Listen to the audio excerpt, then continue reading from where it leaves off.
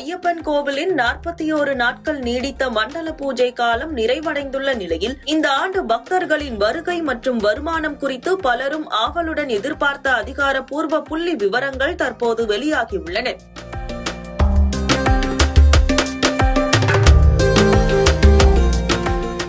சபரிமலை வரலாற்றில் இந்த ஆண்டு ஒரு முக்கிய மைல்கல்லாக பார்க்கப்படுகிறது.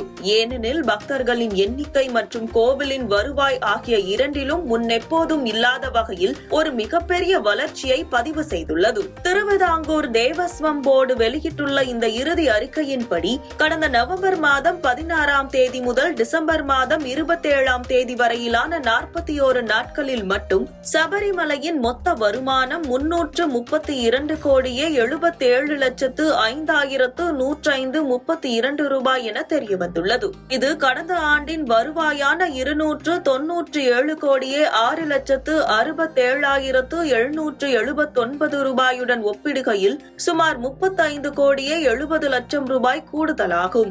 இந்த ஒட்டுமொத்த வருவாயில் ஐயப்ப பக்தர்களின் முக்கிய பிரசாதங்களான அப்பம் மற்றும் அரவணை விற்பனை பெரும் பங்கு வகிக்கிறது. குறிப்பாக உண்டியல் காணிக்கை மூலம் மட்டுமே 83 கோடியே 17,61,509 ரூபாய் கிடைத்துள்ளது. இது கடந்த ஆண்டை விட 2 கோடியே 91,80,945 ரூபாய் அதிகமாகும். பக்தர்களின் வருகையை பொறுத்தவரை இந்த ஆண்டு சபரிமலைக்கு வந்தவர்களின் எண்ணிக்கை வியக்கத்தக்க வகையில் உயர்ந்துள்ளது. மண்டல பூஜை நிறைவு பெற்ற 41 நாட்களில் மொத்தம் 36,61,258 பக்தர்கள் சுவாமி தரிசனம் செய்துள்ளனர். இது கடந்த ஆண்டை விட 4,11,502 பக்தர்கள் அதிகம் என்பது குறிப்பிடத்தக்கது.